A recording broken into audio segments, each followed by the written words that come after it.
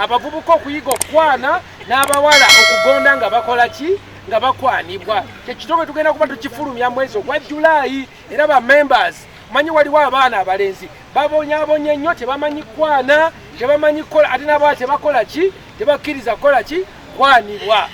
Mukiwulira naye tusobola kubeera nga ggwanga ligenda mu maaso nga tukyazaala abaana mulowooza ki nebi kampeyini eryo katwebaza pulezidenti okusayininga ki etteeka eryo era emirimu mingi egirina okukola ki okolebwa abali mu these ones in sports. By the way, now girls who are entering football, it is as if many of them they tie their breasts and then they become what?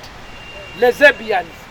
Remember that the president of Tanzania, what is her name, the Honorable Sururu, she told the soccer players in Tanzania, you can succeed in sports, but no man wants to what?